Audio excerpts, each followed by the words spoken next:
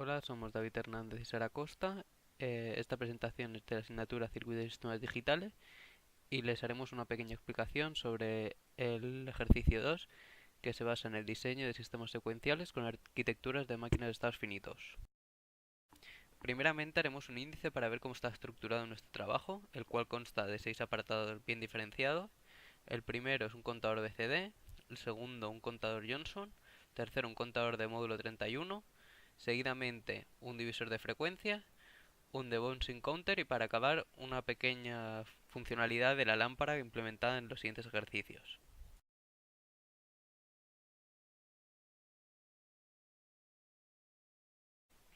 Nuestro contador BCD es un bloque en el cual tiene 3 entradas y 5 salidas.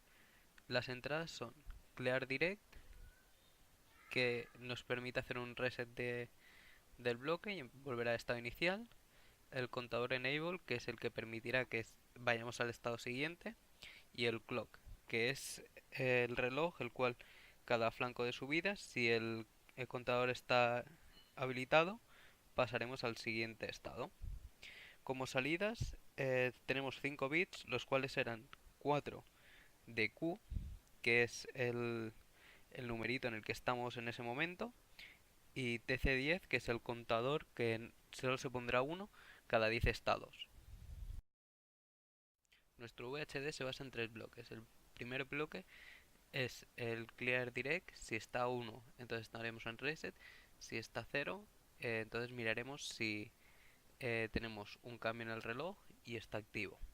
El segundo es si contador enable está 0, entonces nos quedaremos en el mismo estado. Si está 1, pasaremos al siguiente estado.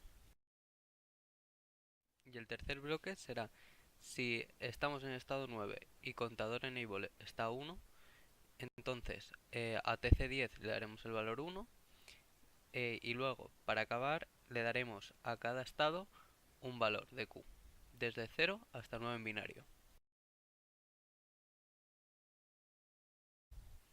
Como vemos en este diagrama de estados, empezará siempre en el estado 0 e irá pasando al estado 1, 2, 3, 4, 5, 6, 7, 8, 9 y luego volverá al 0. Si, siempre que el contador esté a 1 y el reset está a 0. Si en cualquier caso nos encontramos en un estado y el contador hace un cambio y se pone a 0, nos quedaríamos siempre en su mismo estado en un bucle. Y si hacemos un reset, siempre irá directamente al estado 0. Para acabar con este apartado miraremos las formas de onda. En la imagen de arriba podemos ver que en los dos primeros ciclos de reloj tenemos tanto el Clear Direct habilitado como el contador Enable deshabilitado, y esto lo que nos hace es que no nos permite cambiar de estado. Seguidamente vemos que cuando se desactiva el reset y se activa el contador, va cambiando de un estado al siguiente hasta llegar al 9, en el cual el siguiente estado es un 0 y activamos el contador a 10. Para acabar, aquí tenemos el RTL de nuestro circuito.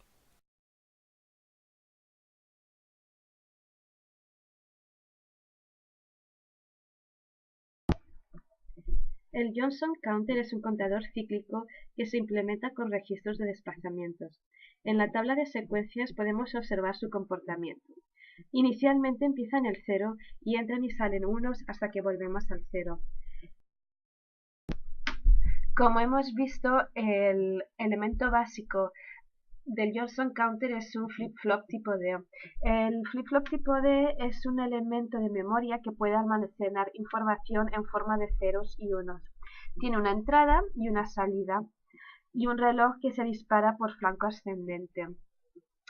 Como podemos ver en la arquitectura interna, el Johnson Counter está formado por 6 de flip-flops, aunque en la imagen en este caso corresponde a un Johnson Counter de 5 bits.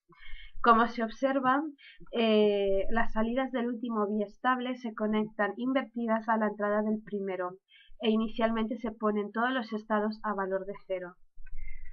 Como el Johnson Counter es una máquina de estados, podemos ver también el diagrama de estados. Después de la introducción teórica sobre el contador de Johnson de 6 bits, nos movemos ahora al espacio de trabajo del ActiveHDL. Aquí podemos ver los archivos con los que vamos a trabajar con el VHD y con el TestBench. Es importante decir que en el VHD tenemos que definir los estados con los que vamos a trabajar, que como hemos acordado, como es un contador de 6 bits, entonces tendrá 12 estados. A continuación definiremos también el proceso de transición de estados y más abajo definiremos eh, los outputs que se le va a asociar a cada estado. Entonces, como podemos comprobar, los outputs son de 6 bits, ¿vale? Como el contador, que el 1, como vemos, se va desplazando de posiciones, ¿vale? 3, 4, y finalmente tenemos también la señal TC11 con un 1 y con un 0 que marcará cuando hemos llegado al final del contador y cuando todavía no hemos llegado y va a seguir contando. En el testbench aquí es importante que definamos la constante del periodo de reloj, que será de 10 segundos, y después definiremos la señal cuadrada como durante medio periodo con valor 0 y durante medio periodo con un valor 1. Y finalmente los estímulos de las señales, que primero pondremos, resetaremos el contador para saber desde dónde está empezando y después bueno, le daremos al control enable para que empiece la simulación. Entonces, antes de esto queremos comprobar que el RTL esté bien, por lo tanto nos vamos aquí al Simplify, le damos aquí a la vista jerárquica, bueno, le damos aquí a la flat y entonces vemos que está bien. Tenemos las entradas aquí, la salida el T11 y luego aquí tenemos los bits. Y bueno, como podemos ver, aquí tenemos una máquina de estados y aquí tenemos el buffer. Vale, pues entonces nos vamos a ver la simulación y como vemos en la simulación aquí tenemos la señal T11 activada y luego durante 1, 2, 3, 4, 5, 6, 7, 8, 9, 10, 11, 12 estados y a la siguiente ya lo tenemos activado. Por lo tanto vemos que funciona bien el contador. Si desplegamos podemos ver que el 1 se va moviendo de posición, que da lo que ya habíamos definido en el código VHD.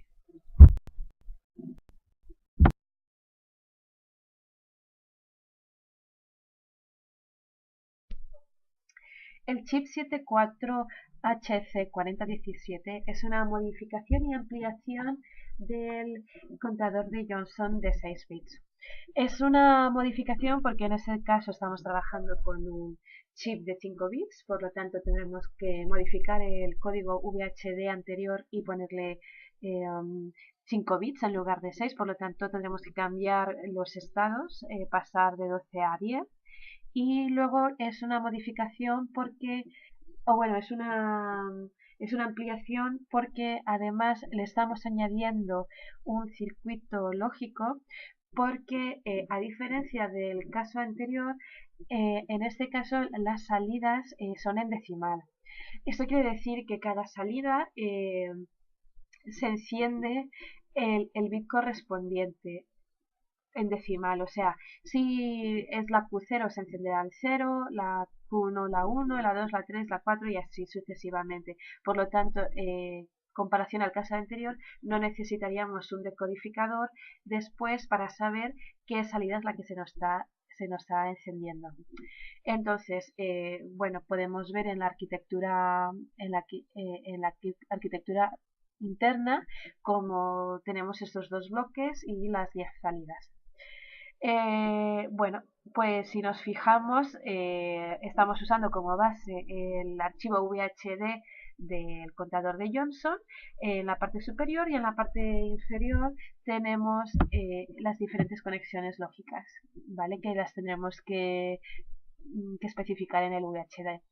Y finalmente vemos cómo tiene que ser la gráfica temporal. Como podemos comprobar, como hemos dicho antes, se activa cuando le toca a cada bit. Pues estamos otra vez en el espacio de trabajo del chip 74HTC4017, ¿vale? Que es el contador Johnson, pero que sus salidas son en decimal y no están codificadas en binario como en el ejercicio anterior. Entonces, como podemos ver, definimos aquí las salidas de la 0 a la 9, o sea, 10 salidas en total, y luego la señal TC10, que nos indicará cuando hemos llegado finalmente a la salida número 10. Un chequeo doble, más que nada. Luego tenemos también aquí el componente que estamos describiendo, que es el componente del contador de Johnson de 5 bits, que lo hemos modificado de 6 a 5, porque es el que estamos usando para trabajar como base. Y tenemos también las señales que estamos definiendo, las señales internas para la conexión que vamos a efectuar después para la conexión entre los componentes. Entonces empezamos aquí con la conexión interna, ¿vale? Y después lo único que tenemos que definir son las salidas lógicas, como vemos aquí. Y ya está, y el código VHD no tiene mucho más misterio. Muy bien, pues el test bench que vamos a usar es el mismo que hemos usado para el caso anterior. Entonces, bueno, definimos la señal cuadrada aquí, ¿correcto? Definimos también el periodo de la señal, bueno, periodo de la señal de reloj aquí, muy bien. Y después aquí tenemos ya los estímulos de la señal. Entonces, si nos fijamos en la gráfica, en el diagrama de estados, pues podemos ver que para cada salida se activa la señal correcta. Entonces, bueno, Q0 se activa la Q0, luego se activa la 1, luego se activa la 2, la 3, la 4, la 5, la 6, 7, 8, 9, y entonces, bueno, ya hemos llegado a la 10, pues se activa la señal número 10. Y ya está, ya no tiene mucho más misterio cómo funciona este contador, que como hemos comentado, este contador es en decimal, mientras que el contador que hemos visto antes es un contador que cuenta en binario, por lo tanto después hace falta un codificador.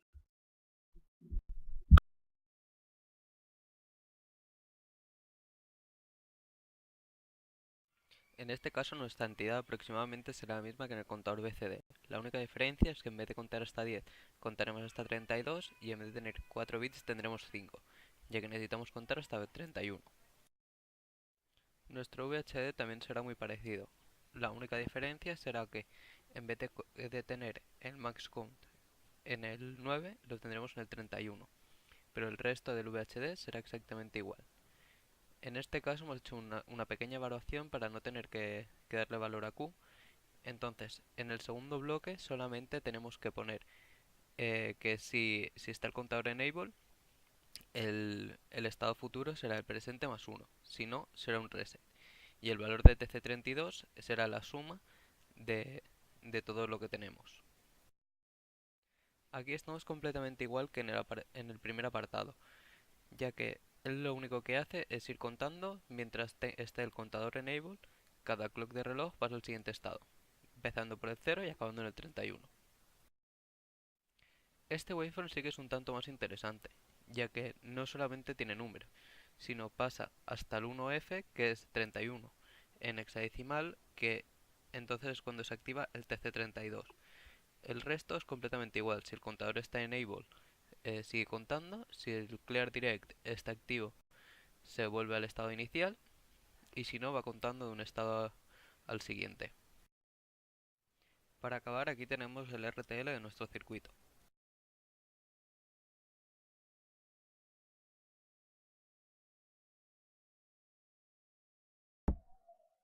El generador de señales de reloj a diferente frecuencia es una ampliación del apartado anterior. La idea, como se ve claramente, es que de una frecuencia podamos obtener varias frecuencias menores. Para esto usaremos como componentes el divisor de frecuencias y un nuevo componente, el T-flip-flop, que nos dividirá en dos las señales y le dará la forma cuadrada. Como podemos ver de la arquitectura interna, pondremos en cascada los diferentes divisores de frecuencia. Esto implica que las señales entre ellas tienen que ser múltiples o divisores. Entonces, la señal que salga de uno de los divisores entrará en el enable del siguiente divisor, por lo tanto será esa señal la que se vaya dividiendo, así en los tres divisores de frecuencia. Y finalmente, para obtener la señal cuadrada, pues cada señal se pasará por un flip-flop. Entonces dividirá entre dos otra vez la señal y además le dará la forma cuadrada. Esto quiere decir que para el archivo, para el proyecto, tendremos que usar tres diferentes diseños para los divisores de frecuencia y tres diferentes flip-flops para, para cada señal. Por lo tanto, tendremos un diseño jerárquico. En el espacio del trabajo del divisor de frecuencia podemos ver los tres diseños que estamos usando para divisor de las frecuencias, ¿vale? Dividimos entre primero 2500, luego entre 40 y luego entre 5 para pasar de la señal de 1 MHz a las señales de 205 y 1 Hz. Y luego tenemos el T-flip-flop que, como hemos hablado, divide entre 2 y hace la señal cuadrada. Entonces, en la identidad, en el top entity del divisor de frecuencia, pues declaramos los diferentes componentes, ¿vale? Tenemos aquí el de 2500, el de 40 y el de 5. También declaramos el componente de flip-flop. Declaramos también las señales que van a estar conectando los divisores de frecuencia continuos, una señal de 400, una señal de 10 y una señal de 2, que es los resultados de dividir entre 2500, 40 y entre 5 respectivamente, y que luego al pasar por el flip-flop se dividirán entre 2, por lo tanto nos dará el de 200, el de 10, el de 5 y el de 1. Entonces hacemos la instanciación de los componentes. Entonces vamos asignando la salida de los componentes a las señales, ¿vale? Como ya hemos hecho en muchos otros casos. Y aquí termina el VHD del top divider. Luego, bueno, cada divisor de frecuencia, cada circuito, pues es como lo que se ha visto en el apartado anterior. Y el top del test bench, bueno, pues lo importante aquí es que en la constante del periodo la definimos como 1 megahercio, bueno, un microsegundo, para que sea una señal de 1 megahercio. Vale, y aquí tenemos los estímulos de la señal.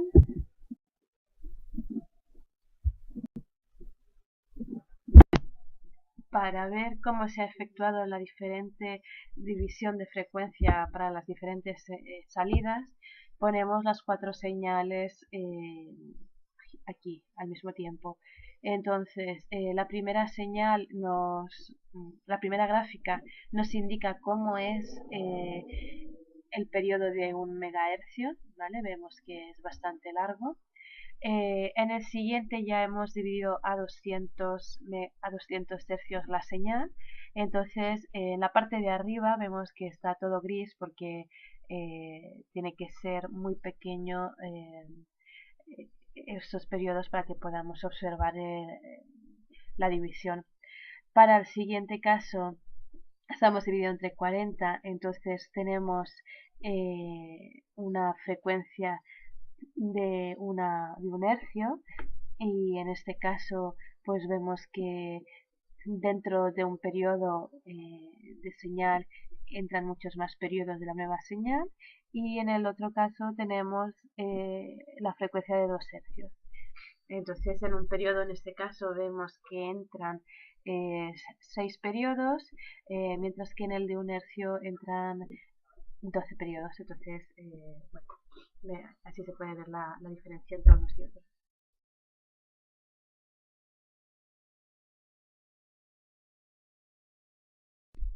Como podemos ver del esquema, cuando tenemos botones mecánicos, se pueden generar oscilaciones que conllevan a error en las señales de salida. Para esto, para evitar estos errores, necesitamos esperar un tiempo corto antes de generar la señal de salida correcta. Como podemos ver en el cronograma del debouncing filter, QA y QB se activan 3 pulsos después de que las oscilaciones se han terminado, oscilaciones generadas por apretar el botón, y QA dura solamente un pulso más y QB dura 2 pulsos más después de que se haya desactivado el botón.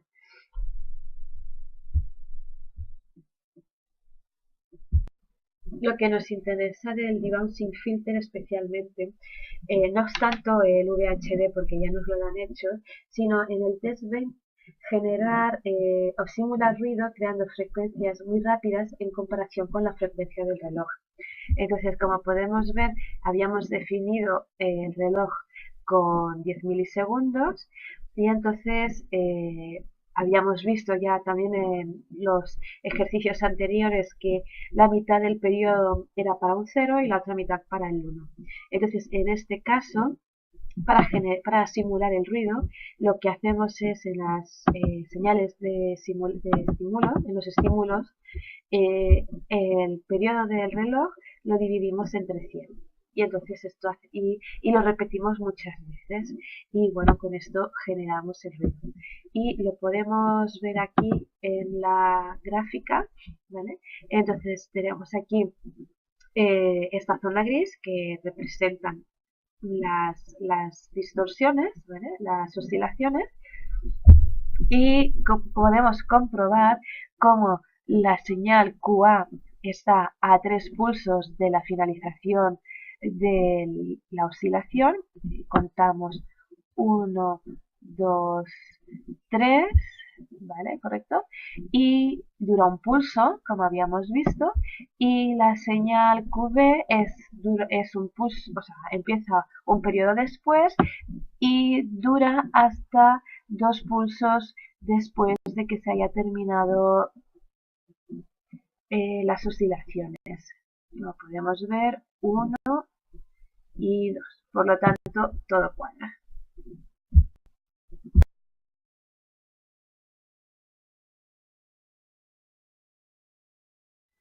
Para nosotros esta entidad solamente tiene 3 entradas y 3 salidas.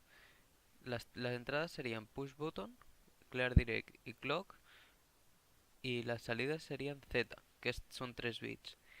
Estos bits eh, es un número en binario, el cual está asignado a cada uno de los estados.